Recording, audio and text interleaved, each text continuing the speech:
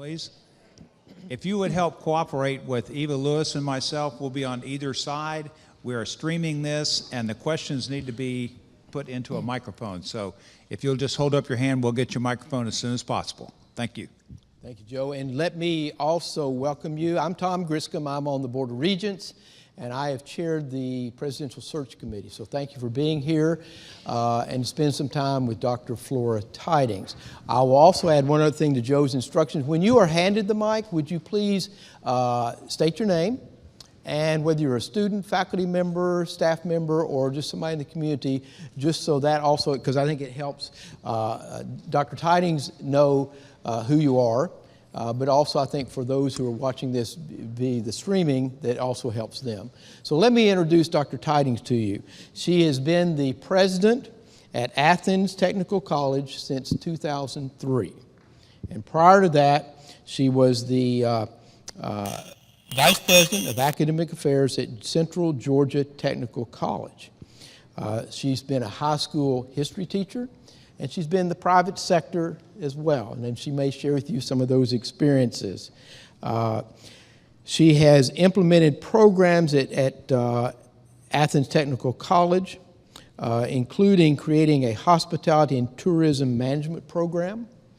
And also, she initiated the first major gifts capital campaign at Athens Technical College for a new biomanufacturing and life science building on the Athens campus and an industrial technical building on their Elbert County campus.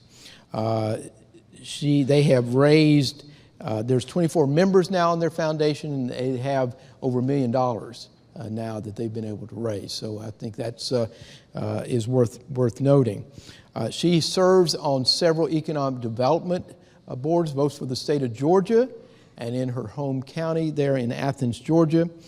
She's on the Chamber of Commerce, so she's got a lot of community outreach and experience as well.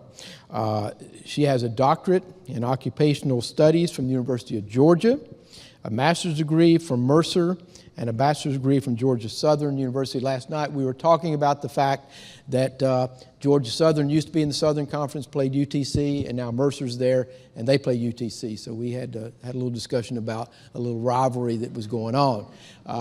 Her husband, Dr. Mel Palmer, is en route. He's from South Georgia, and he's got that Southern Georgia twang. I will tell you, we had fun last night. My wife is also, she's from Marietta, Georgia, so they were comparing the funny names that Georgians have for cities. And some of you are nodding your head, so you know what I'm saying. And it's you know somebody who's from Georgia. But he is an educator as well. And I'll let Dr. Tydings share with you, if she wants to, that her family is also full of other educators. So as she comes up, I'm going to start it this way before I turn it over to our moderator by asking her, you want to share with the audience what your interest in education and definitely your interest in Chattanooga State. And again, thank you for being here. It's good to have you. Thank you very much. Well, thanks to each of you for being here this afternoon, and I definitely have a deep-seated interest in education. Started out as a K-12 history teacher and taught for a number of years, and did become a little bit entrepreneurial. Opened a gift shop. I think every female wants to own their own china, crystal, and flatware gift shop at some point in their life. I did that, and the happiest day was when somebody walked in and said, "Can we buy this from you?" And I said, "Sold," and went back to my roots of education. I did spend some time also doing psychological testing in private practice for several hospitals in the local area, which I think also prepared me well to be in higher education.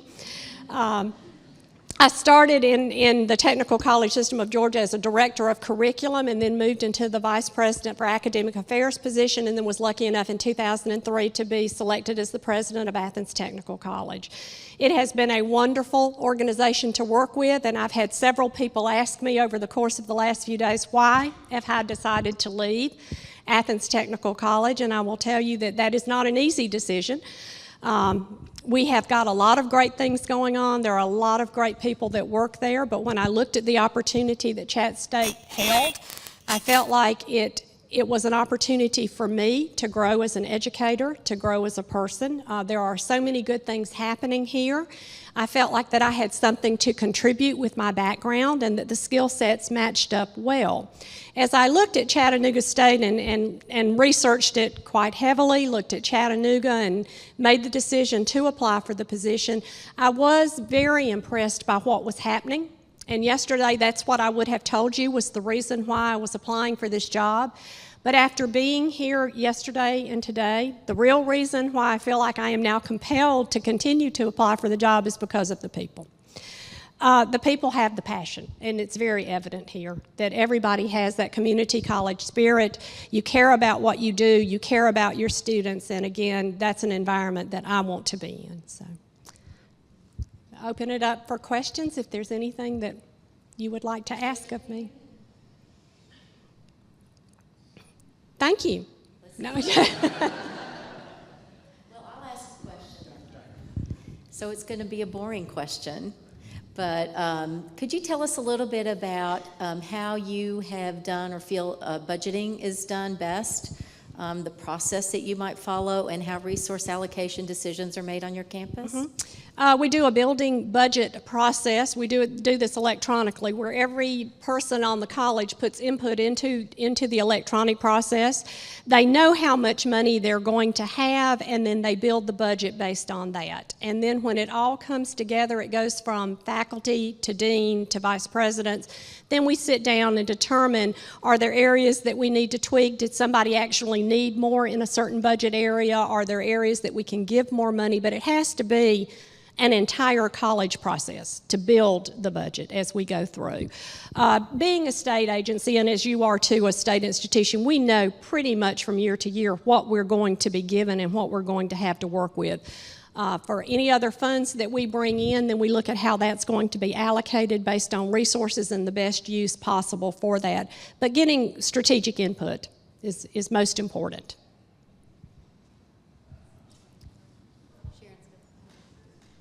Oh, excuse me. Yes, ma'am. I'm Sharon Morla with the Small Business Development Center.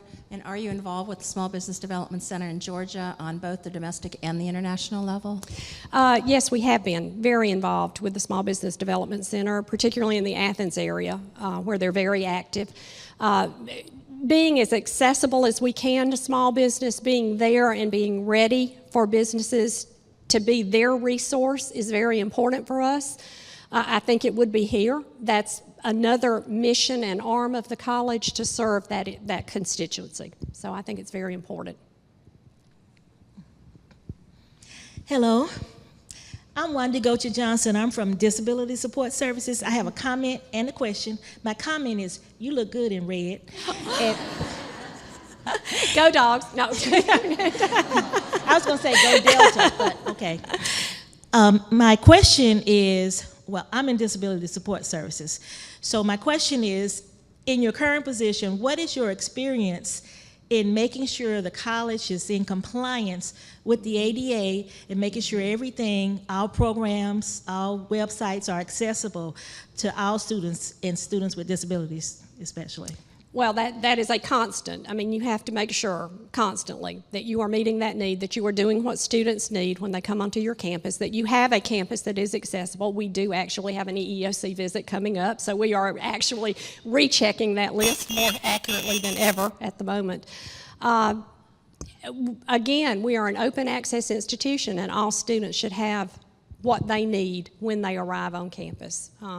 For whatever disability it is that they serve, and I think we've done a very good job in that, and I would want to ensure that that happens here.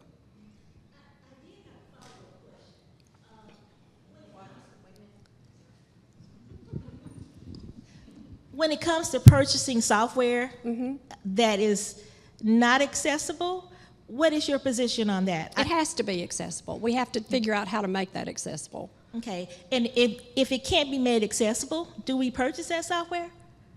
I would think not. I'm just trying to think of one that could not be made that way. So you know something, obviously I don't. I can tell you know one that can't be. Right now, Pearson Publishing, we use a lot of Pearson software for math, math lab, IT lab, it's not accessible, and in the last 3 years, they haven't been able to make that accessible. We're still purchasing that product. So we're recommending we stop purchasing products that aren't accessible. I think we need to look at that. Okay, I guess I have the next one. I'm Debbie Adams from Student Affairs Division, and my question is, we have a rich history of being responsive to the needs of our community, business and industry, be it workforce development or developing new programs, new degrees or certificates to meet the needs of industry.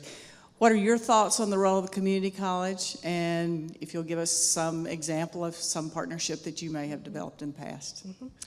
The role of the community college in developing our business and industry is critical. We have to be the key partner there.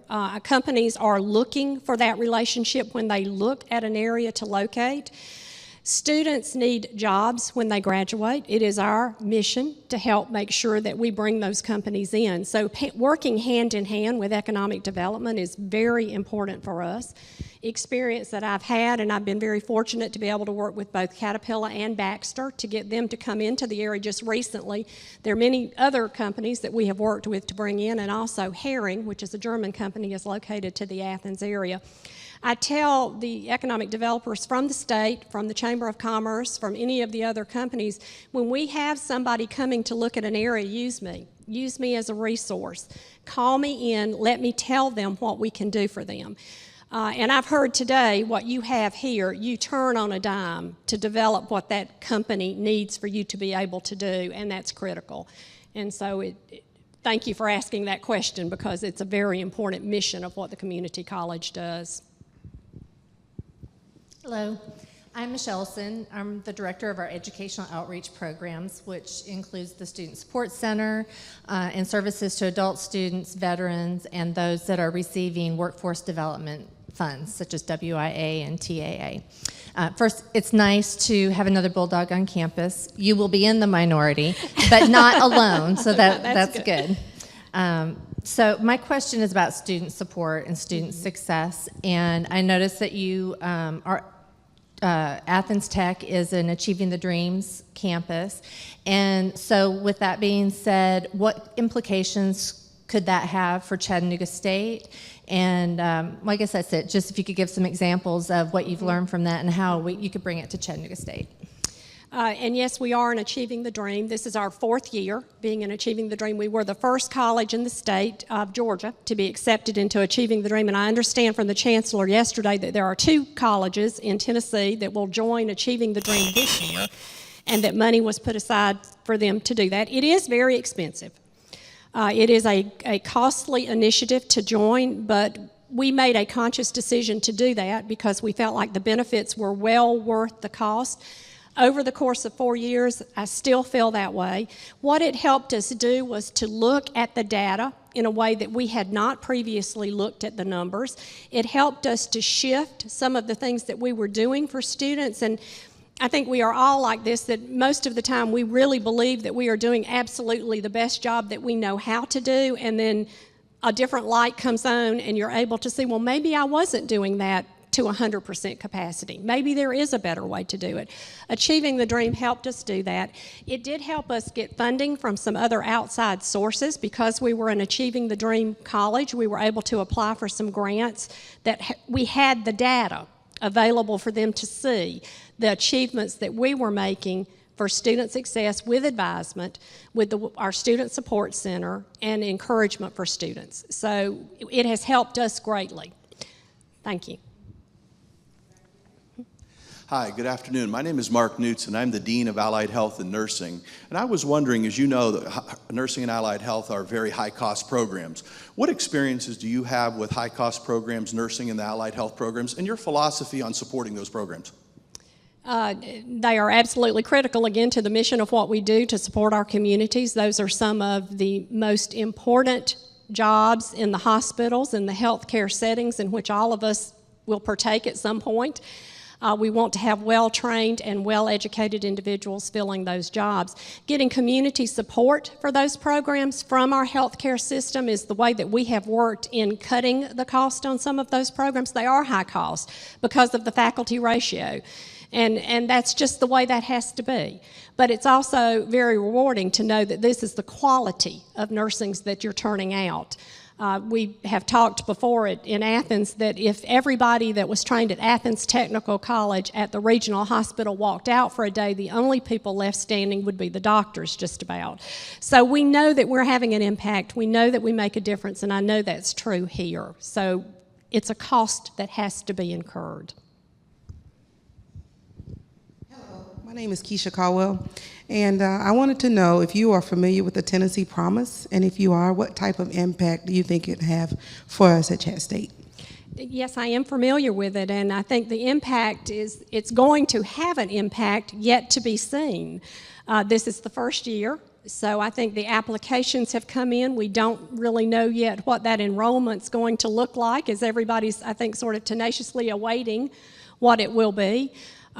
I think it is a great opportunity for the residents of Tennessee, and very exciting opportunity for the residents of Tennessee. So I'm anxious to see where it will go, whether I'm here or not. I hope I am. I hope I'm watching it from this side. But I think it's an excellent concept for students to have that.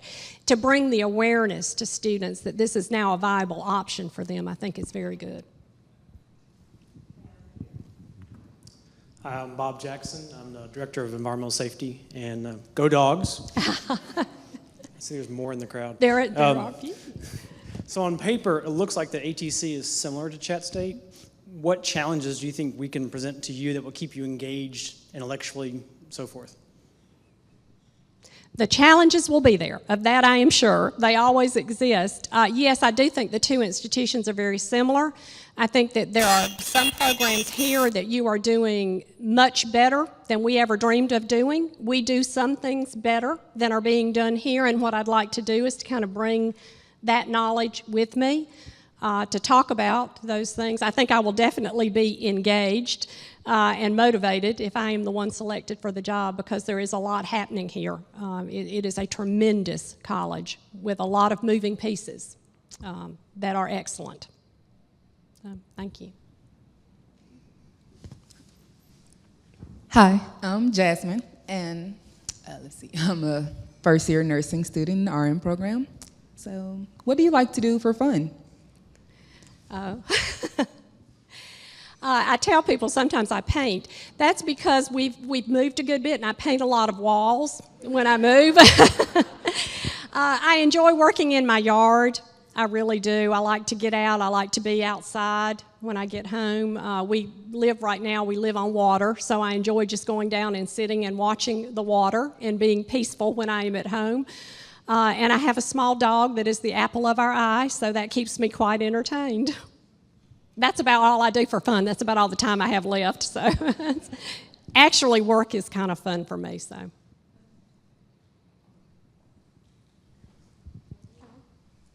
Am I out of range if I do this? Hi, my name is Julia Biondi, and I'm in academic affairs. If you're selected for the presidency, what would be your first order of business in the first 90 days? Again, I think in the first 90 days, I would need to spend a lot of time listening. I need to get my hand on everything that's going on. I need to hear from everybody what's going on and talk about the strategic plan, which is ready to be written again, and to look forward. To set a tone for the college, hopefully one that is optimistic and that we are moving forward, and to, again, just share the same mission that we currently have with the outside community, make sure that they are seeing the college in a very positive light, and that we are all sending that message forward. I think the first day you won't see a lot of changes out of me because I don't believe in just walking in and making changes. I think that we need to talk about those, and we need to grow together and look at what the guided pathway is going to be following the mission of this college. And the mission's very clear. It's all about serving students. Hi, I'm Bill Norman, and I'm a member of tech support in the library. What is your role? What is the role of libraries as you see it in student success and student retention? Well, your library blew me away when I went into it. That was the one area when I walked in, I just was most impressed.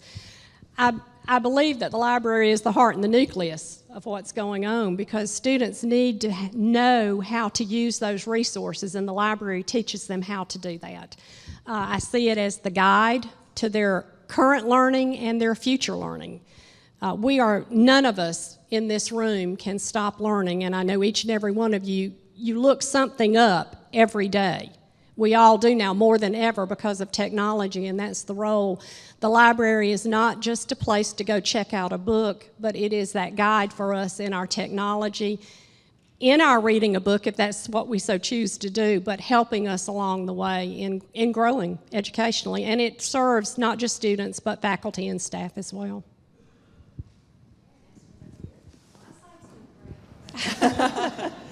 Hi, my name is Delnita Evans, Student Life. I have a question about our site campuses. We do have 5 campuses, and I want to know, as the president, how do you keep all of those campuses engaged and make sure that the sites are included and feel included with that main campus? And that's always a challenge, because I know that when sites are away, and I also have 5 campuses at our college, so I understand that sometimes you feel like you're out on that island by yourself. To stay in constant communication is important, to try and make sure that we are talking back and forth, that there's not just information being sent down, but that we constantly are hearing what's going on and making visits to that campus to actually see what's going on at that campus. They are never, at this point, there's one main campus, so the satellite campuses are always going to need to be dependent upon what's happening on the main campus, and making sure that that line of dependency is available to the off-site campus, that you have what you need to accomplish the mission that you are trying to accomplish there, and staying focused with that. Hello, my name is Nisha Evans, and I'm a counselor for an at-risk student program here at Chat State. And I wanted to know, what is your philosophy behind student life, extracurricular, co-curricular activities? I'm very supportive of co-curricular and extra activities for students. I think getting students engaged is what keeps students in college. Having a relationship. It also teaches the leadership aspects to students that I think we're unable to do quite often in the regular classroom setting. So I'm fully supportive of it. I like it even better when it has an educational component attached to it, but I think all clubs and activities can bring value to the student that's engaged in it, and it's something that we need to offer students. Okay, Michelle. Sorry. Oh, you were next. I'm sorry. It's okay. I'm Talitha McJunkin, Director of Assessment and Planning, and you've alluded to the strategic plan in a couple of meetings I've been in. And as you know, we're about to enter a new 10-year cycle, and we're right in the middle of getting some goals and various things defined now at the college level and divisional levels. So I wanted to understand what you think goes into a really good, solid strategic plan, and what your role would be in implementing it and monitoring it, in particular because the structure, the implementation, and the reporting processes are all new this year. It's very different than it has been in the past. The best strategic plans are ones that can be read. I've looked at a lot of strategic plans, and they are too complicated to ever implement. They really should be practical. I mean, they really should have an application to your college, to your mission, and to your vision, and you have to keep that focused as you're going through. What is it that we're trying to accomplish? I tell people, this is not rocket science. It's education, and we should be able to do this, and we should be able to do it in a one-page summary of what that strategic plan is, but it's got to have input from every person at the college. Everybody has to feel like they have given something to that plan at some point in it. We've got to recognize what each person's area is addressing so that we can all implement it in our area. It is a building process, and I think the process of putting the simplified plan in paper is that you start out with the large funnel, you put it all in, and it drips down to the plan, to what you can actually accomplish when you put it into practice.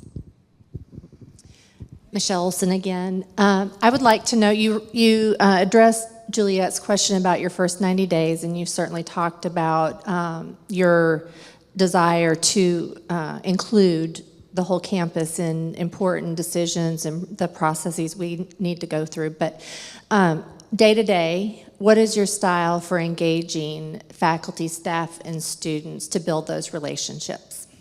I like for people just to come and talk to me when they have things that they want to discuss, or even just to say hello.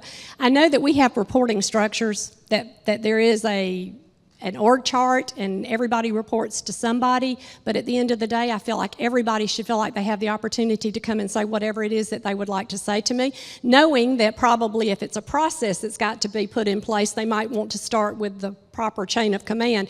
But comments or questions or concerns that you have, bring them to me. You know, if you want to send me an email, that's fine. I've shared with a lot of people I don't like email to respond to any questions or concerns. I feel like that you can't tell the tone or the message from me. If I just respond to you in an email, I would much rather see you in person or pick the phone up and call you and have that discussion. But if it's something that is enough of a concern that it bothers you, then let me know. I also mentioned, I think at lunch, that I don't like to be the last to know. You know, I think that's terrible. If everybody else knows what's going on and the leadership doesn't, something's wrong. So I would hope that people, it's a matter, I think, of respect for each other, that if there's something very important that needs to be known, that you would respect me enough to come and tell me, and then like the opinion or the answer that I'm able to give you enough to know that I could give you the reason why we have to do it, whatever that might be, the way that we would do it. I'm Suzanne Elston, Director of Adult Education. We offer adult basic education, basic skills classes, preparation for the high set and GED exams, and also English as a second language, English literacy, and civics. I'd like for you to talk a little bit about how you see adult education fitting into the mission of the community college. Mm-hmm. I am a strong supporter of adult education and believe that it definitely fits into the mission of the community college. We've just started an AO program, Accelerated Opportunities Program, with our adult education students, and so we've got a large number that are actually working on their GED and taking regular credit courses at the same time to get them engaged. We also just put a transition coordinator in last year to help students to make it from the GED over to the regular programs of study, because quite often they do need somebody to show them that pathway, not just to tell them about it, but to take them and actually get them in there. I think probably the best graduations that we have are our GED graduations, where people speak from the heart, and they tend to be much more boisterous and much more pleasant to go to because people are so happy to be there. And when you've got somebody in the back that says, "Go Grandma," it's a pretty proud day. So I'm a big supporter. Hi, Darren Hossefort, Dean of Humanities and Fine Arts, and I came in late, so I apologize if this question was already asked. But I would like to know your view of the role of the humanities, the arts, and the social sciences in a student's education and in the life of a college.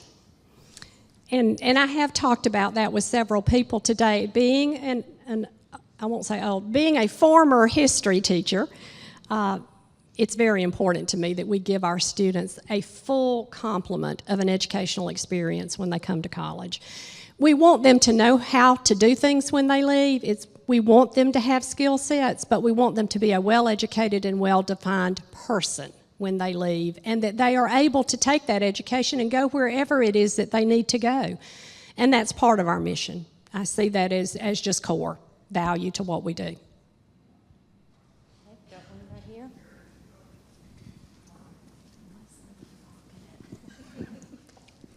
I'm Sheila Albritton, Director of Career Services and Counseling, and I know you've studied our college a lot over the last few weeks and days. What do you perceive as our greatest weakness? Greatest weakness? Communication, maybe. I think maybe that would be the word I would use, that I've heard from several people, that there seems to be some silos, perhaps, that maybe need to be dealt with. And I think that we can do that. I think that's easy to do through better communication and talking about what's going on. As far as curriculum, the basic programming, the passion for your students, there is no weakness. I see absolutely no holes. It's above what could be expected at most community colleges, that you are operating at an extreme level. And I think just making sure that everybody sees the value of what's going on is really important. Hi, I'm Barry Jennison, Dean of Business and Information Technologies Division here. Welcome to Chattanooga. Thank you. I hope you're enjoying your visit. And I just want to say that Southern Georgia is not the only place they talk funny. How many of you know where Fanger, Tennessee is? Okay. I know Dr. McCormick does, right? My question has to do with academic programs. Could you talk a little bit about your process for evaluating the effectiveness of academic programs and your process for deciding or implementing new academic programs? Mm-hmm. And I think that there's a multitude of answers to that question, because there's a multitude of reasons as to why you will have a new program. Primarily right now in this economic climate, if we're adding a new program, it's because it's a demand by business and industry that needs to be filled. To evaluate the effectiveness of that program is that you look at many factors. You know, is it a program that has a pass rate to it? Are they performing at the level with which they need to be performing? Do you have students entering the program? You know, are you absolutely unable to get students into the program? You could have a problem there, and it's not being as effective as it should. Retention and graduation rates are going to continue to be measures that we need to look at to make sure that they are reaching their goals when they enter those programs.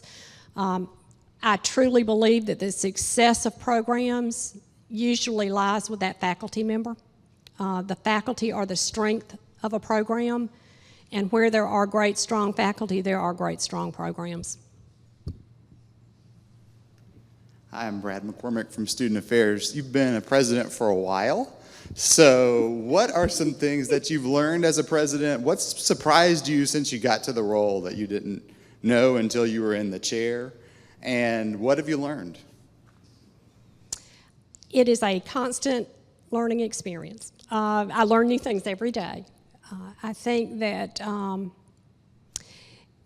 being the president to me is absolutely the best job, because I get to work with everybody at the college. I get to do the thing that I truly love to do, and I wasn't really kidding when I said that this is what I do for fun, because to me it really is fun. I am quite passionate about it. I get to work with so many different personalities and people, figuring them out, and this probably comes from my testing days. I do look at people and try to figure out where is the best fit for that person. Sometimes people are not in the job that they were most intended to do. And I think that that's probably something that I have found to be the most challenging as a president, is to get other people to recognize that they might be happier in a different position because they're a different type person than what they might see themselves in the beginning.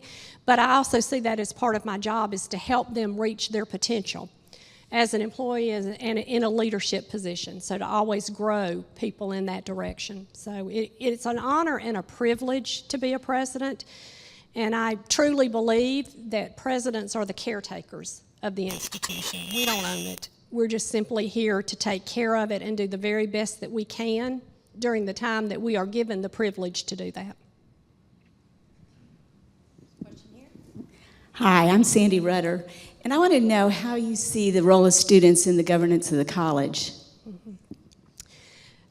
They definitely need to have a voice, and they need to be involved. If we didn't listen to students, we would just be walking around with a deaf ear. We need to have engaged students. We need to make them feel a part of this college by knowing that their voice has been heard. I duly respect Student Government Association and have always felt like that was a critical component to part of our college.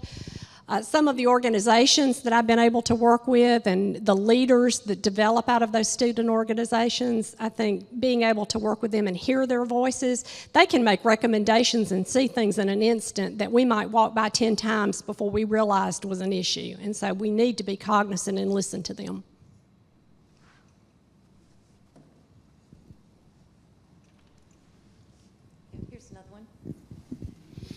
Hi, Mark Knutson, Dean of Nursing and Allied Health again. Currently, you're the president at a community college. Why are you looking to leave that position? That's a good question. Several people have asked me that.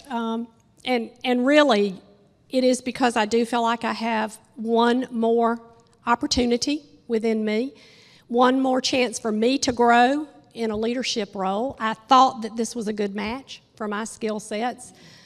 Leaving Athens will not be an easy thing to do. That has been a great college to work with. I have a great leadership team, but there are people there that are ready to take over, and there are people there that can lead that college. And so I feel like it's good to go when they still want you to stay.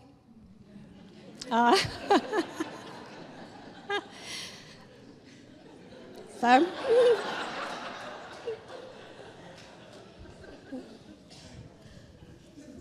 I have a question. Did you say, Eva Lewis with Institutional Effectiveness, did you say that you all had recently been through a SAC COC review? We did. Could you tell us maybe some of the most challenging times you had with that review and what you learned from that either preparation process or review process? We have our fifth-year report due in September. It doesn't include a site visit, we hope, but but you know, it's always on our minds. It is. SACS is always on everyone's mind. They're a great organization. They help us cross our T's and dot our I's, and I do like them. But I like them even better when I'm seeing their taillights leave my campus after a 10-year review. We did have our 10-year review. It's actually been almost a year now since we had it, but we had 0 recommendations, so that was a very happy day at our college. We came through it with flying colors, so thank you.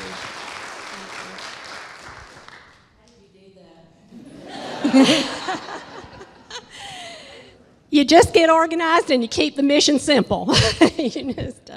But we did, and it was good. It takes a lot of work. It takes a team effort. It takes everybody. I mean, they do talk to everyone on the campus, so it takes everybody being engaged. Nobody won that 2-week vacation yesterday. So we've upped it to 2 weeks in Barbados today.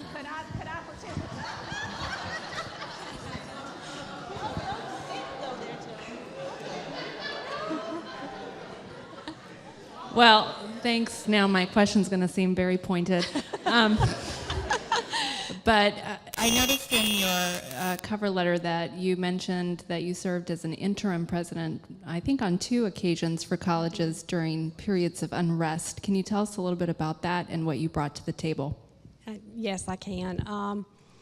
The commissioner, we call ours commissioner, you have chancellor, but our commissioner asked me the first time, because there was a president that departed very quickly, and he called and asked if I would mind going down and serving. And the first time I did it, I did very quickly say, because I'd only been at Athens Tech, I think it was 3.5 years when he called and asked if I would go down and do the interim.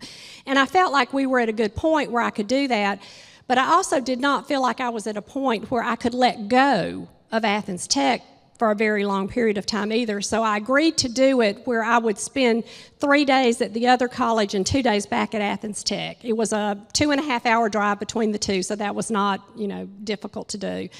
The second time, it was a much larger college and a much more was needed there. Let's just put it that way. So when I went, the commissioner did tell me, he said, you're going to have to appoint an interim back at Athens Tech. And I was able to do that because much like what you've had here with the person who's retired, Fanny, and came back to work, I had somebody who had just recently retired and was able to come back, and for the 6 months that I was gone, she was able to run Athens Tech and called me every day. I don't let go easily. So she called me and we discussed things, and I was able to do that. The reason why I think that they asked me to do that, one of the colleges was one where I had been, and so I knew a great deal about the community, about the college, and about the staff that were there already. And they'd gone through kind of a rough period, and I think that the commissioner just wanted somebody that was familiar, that could stabilize the situation and keep things calm until they got a new president put in place.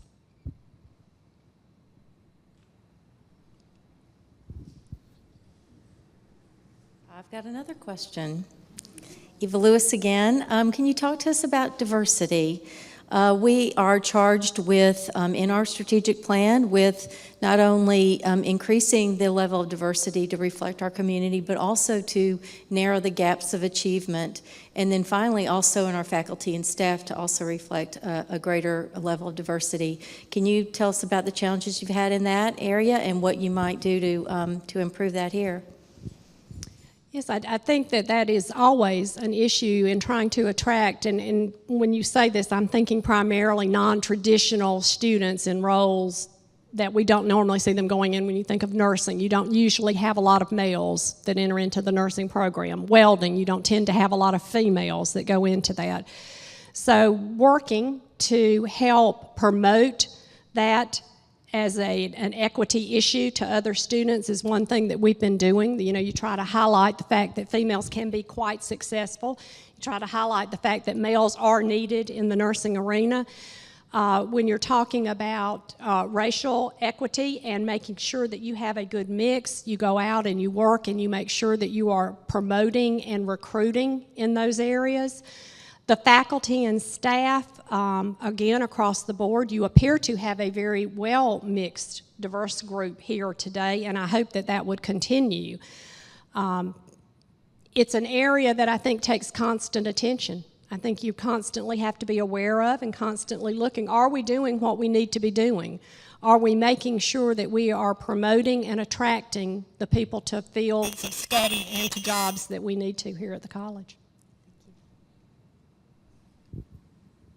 Here's one.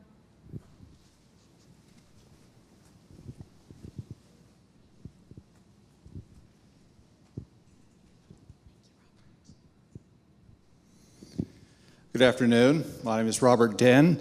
I'm the Dean of Honors and Academic Support. So I've read that you have some career academies down where you are now. Would you talk something about those and where you see a place for them maybe here at Chattanooga State? Mm-hmm. And we use the term Career Academy because this is the term that the Lieutenant Governor has used, and he put forward money toward this initiative.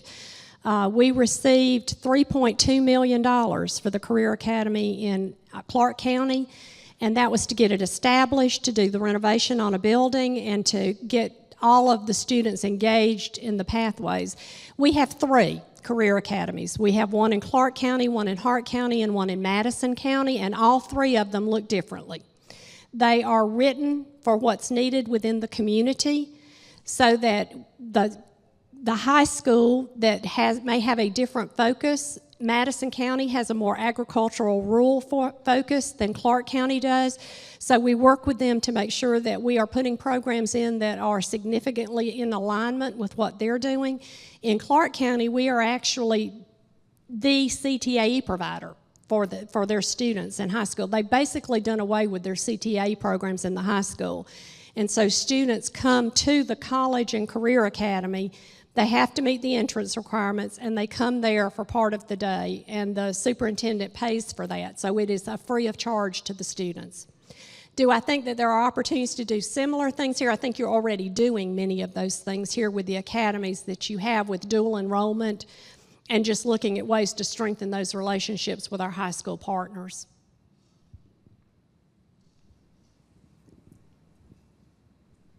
We have about 15 more minutes. Other questions? Shirley.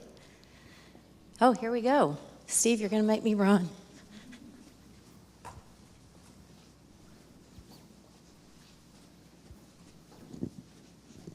There you go. I'm Steve Huskins. I'm over facilities. Can you speak to your opinion of in-house facilities as opposed to outsourcing? I believe in in-house facilities because I think that helps to make sure that the job is maintained and done to the level that we need it to be done. It's a crucial part of keeping a campus running, and most people don't realize the responsibility and the magnitude of what goes on in facilities because most facilities people do it and they do it extremely well, and so people just know that they come in and the lights come on and the place is well maintained and that everything that they need is working appropriately. And I thank you for that. It is a tough job, and I believe in keeping it on the campus.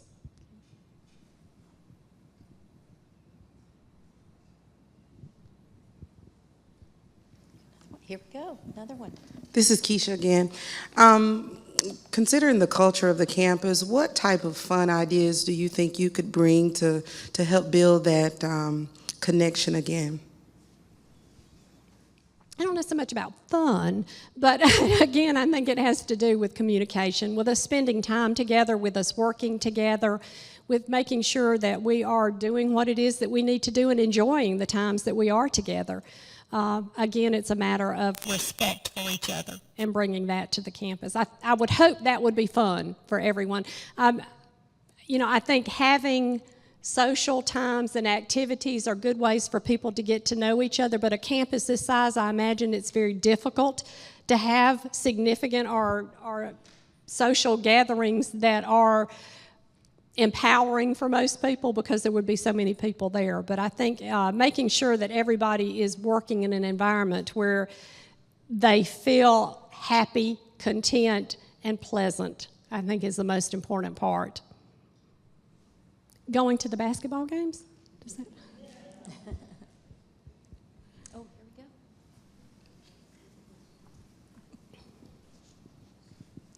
Excellent. Barry Jennison again.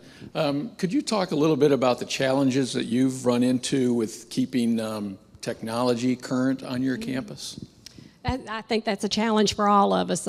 Technology is changing at the speed of light, and we have to constantly be putting resources toward that. I tell people we stay on the bleeding edge because we've got to have what people need in business and industry. We've got to make sure that they have the best and that we are training for the best.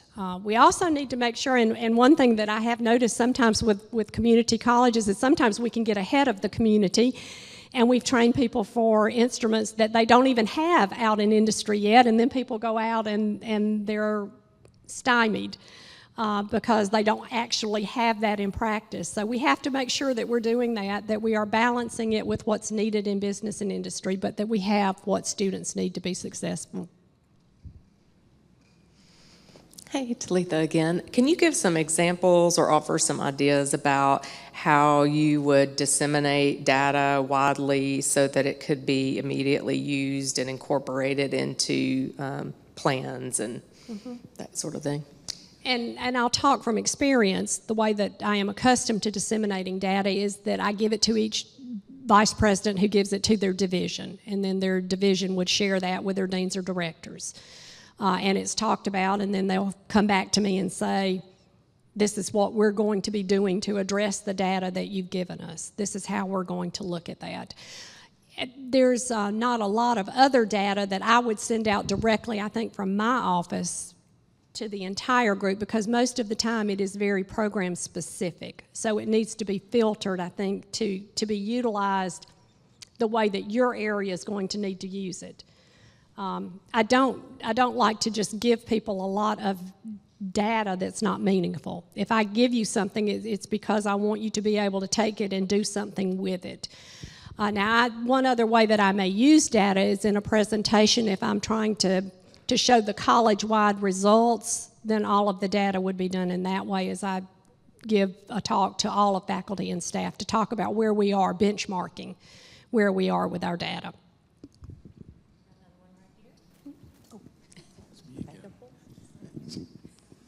She put me up to this.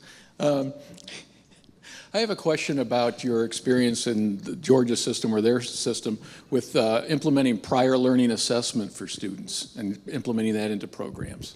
And we're just now kind of dipping our toe into that to the level that I feel like we should be, and we are setting up processes for ways to do that, to evaluate the prior learning assessment, and we're also working with our Veterans Affairs Department to make sure that what we're doing is congruent with what they already have established, so that we can help students get the most benefits when they come to the college.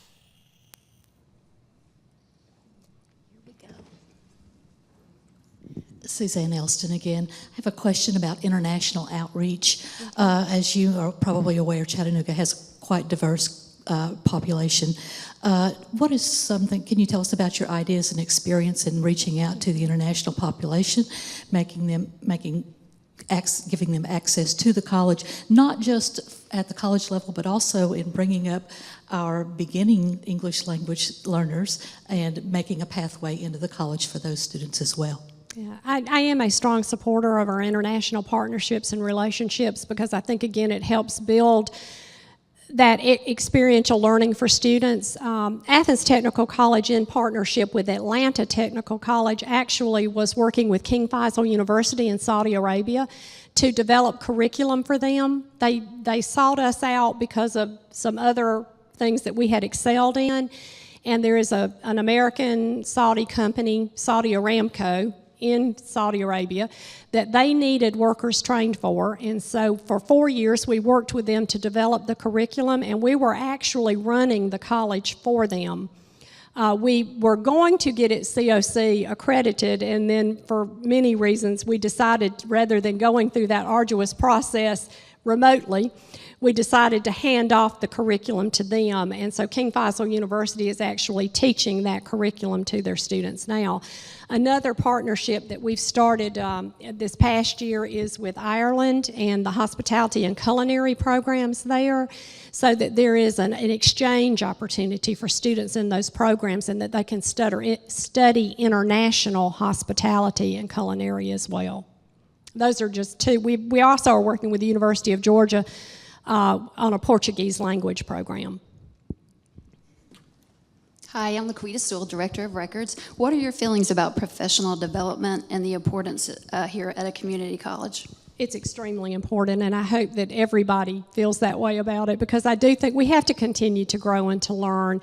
And for faculty, to me, and I imagine most people are that way, when you are able to engage with other faculty, to go to a conference, to take part in a learning process, it re-energizes you. It gives you creativity, ability to go back and do some things differently within your classroom, and I fully support faculty being able to do that. We actually require a certain number of continuing education or development hours every year for our faculty to do that. We provide a lot of it on campus and bring people in, but a lot of it's actually going out to conferences and just engaging with people that are doing what you're doing. What about non-faculty, like regular staff? Regular staff need that same energization as everyone else does as well, so I think it's very important. Again, most of those, it depends. You know, we all have our areas of specialty, our peer groups that we interact with, so different requests will come from different areas to look at that. Willie Thomas, Financial Aid. As you know, our graduation class here at Chattanooga State doesn't look like our admissions class.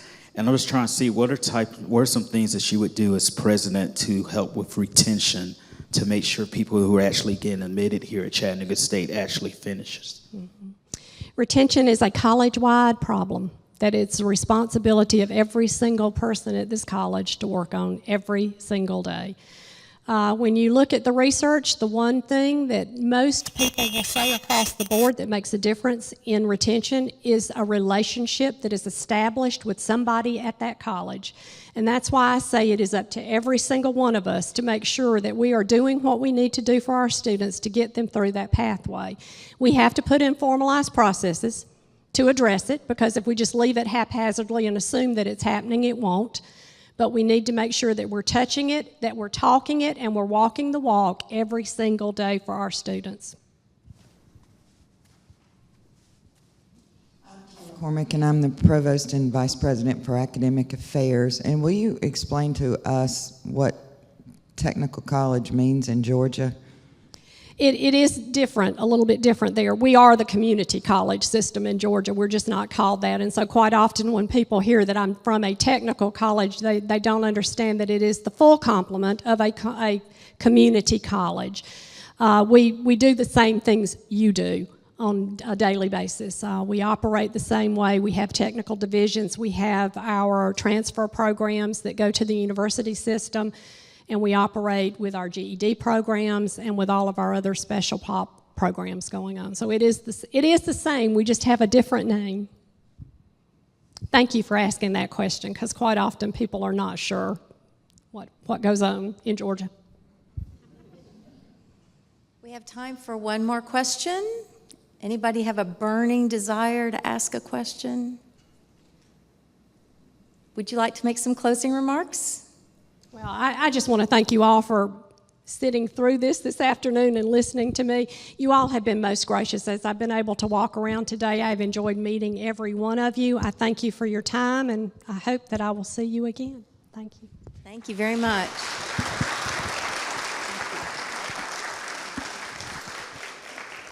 Well, thanks everybody for coming, and before you leave and before you turn off your monitors there on the streaming video, if you all could please remember that these videos will be available archived on our website. So if you go to the chattanoogastate.edu website and select the bar that says presidential search, it will take you right to all 4 candidates, their bios, the videos, as well as a feedback form.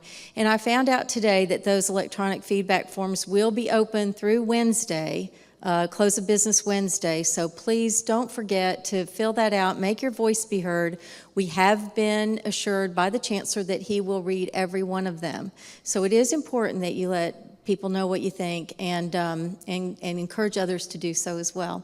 Thanks a lot for coming.